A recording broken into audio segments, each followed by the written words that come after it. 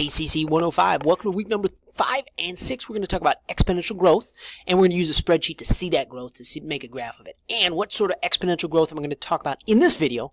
I'm going to talk about savings account and interest rates. How do we get some interest rate information? Well, if you go to this website, Bankrate, there's a link in course documents. You can get information on all sorts of financial products.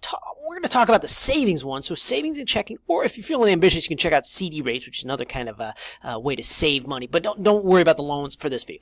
I'm going to click savings and checking. I'll click savings and money market, and if you click there, now we're in business here. I have lots of different banks and lots of different interest rates. And of course, if you want, and I recommend this just to see, hey, what's out there. They give you some more information about what's going to take to get involved with this bank, so to speak. But for this video, I'm going to focus on the percentages. That's going to be my main focus. For this video, let's talk about American Express Bank. They're going to give me 1.45% interest on my money. What's that look like? We're going to use a spreadsheet to discuss that. How do I get into a spreadsheet? If you have Microsoft Excel, that works. If not, you go to your Kindle email, click this little tic-tac-toe. You got sheets here. Click Sheets, and they give you this menu. But if you just start a blank one, I'll get a blank spreadsheet. I'm ready to go. I can represent that 1.45% growth using a spreadsheet. Now, what's changing here? Well, obviously my money's changing. I'm going to get interest, but what else is changing? Well, I gain money over time, or I'll type year, because as the years go on, I get more money. 2018, that's this year. What's next? 2019. 2020, yeah, you get the idea. That would take a while to type, so why don't I highlight it? You got to start the pattern. Start the pattern, highlight it, and then you see that little blue square in the corner, go right on top of it. Yeah, right there. Click it, and I pull it down. And ta-da, it feeds the pattern. So in other words, I'm going to look at the next, say, 20 years, 23 years of I'm going to look at the next 23 years and see what my money does. Okay, money. How much do I start with? There's no number given. If you go over here, there's no number given. It says 0 minimum balance. It might be different in other cases. But, okay, so let's pretend, let's say somebody gave me a check for $500, my Christmas check. Yay. Thanks, Mom and Dad. If I get $500 for my Christmas check, and I put it in the bank and it gets 1.45% interest, what's it look like? Go to the next square down. If we're going to do a calculation on a spreadsheet, we need to start with equals.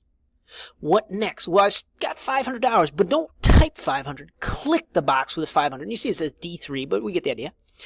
Type the multiply symbol, okay, because exponential growth, my money is multiplying. It's accelerating its growth. So I'm going to type the multiply, start a parenthesis.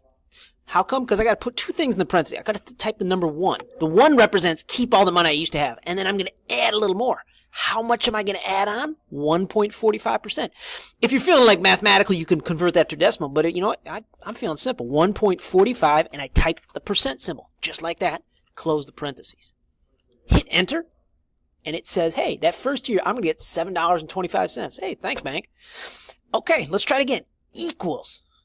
Now, I'm not going to click 500 because as time went on, I'm going to click the next box because I'm starting from the 2019 number now. Multiply. So I'm starting with 507.25. I click that box. Multiply. Start a parenthesis. 1. 1 represents the money I used to have. Plus what extra money do I get? 1.45%. Thanks, bank. Thanks, American Express. Type it in there. Close the parenthesis.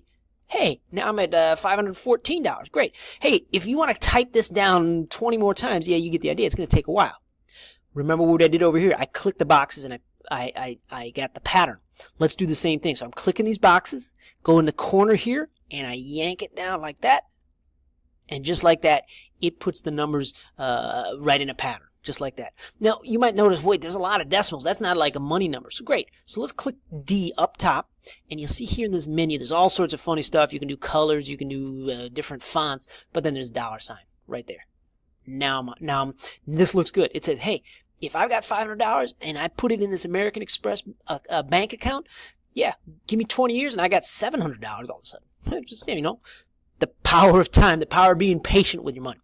All right, anyways. We know how to do the formula. Let's see how to get the graph. Highlight all those numbers, every single one of them. Year and money. Go up top to insert. Go down to chart, and you'll see what happens. It pops out a chart. Wait a minute. That's not exactly what I'm looking for. I'm not looking for a histogram. So you got to go up here to the chart type. It tries to make this graph, but that's not what I want to see. I want to see a line that shows how my money changes over time. And look at, they have a line right up top.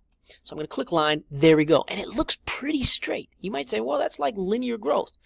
It's not quite. If you kind of squint, you can see a little curve, but this is what I'm looking for your for representing exponential growth. That you're going to have to do this little formula right here. You have to do the number, multiply, parentheses 1 plus the percentage. You got to work that way down the grid, and then you got to highlight all these numbers, and then you got to insert a chart. Well, right here, chart type, and here we go, line graph, and that's the type of graph that you're going to be looking for weeks 5 and 6. Now, this is the first basic version representing exponential growth. The next video, I'm going to show you how to add linear growth next to it, and you'll be able to compare. And also, you're going to need to create a graphic. So you'd have to know how to save these images. You can save this, and then once you save it to your computer, then you can upload it to a graphic like we've made before. All right, that's the first step for week 5 and 6, is to go find a interest rate, get a spreadsheet, use this formula to represent your growth, exponential growth, and then to highlight this table that you make, insert, and then you can create a graph like this. Check the next video to see how to compare it also to linear growth. And then the third video this week, I'll show you how to find some other examples outside of, say, your bank interest rates. Check those out. Any questions? Email away.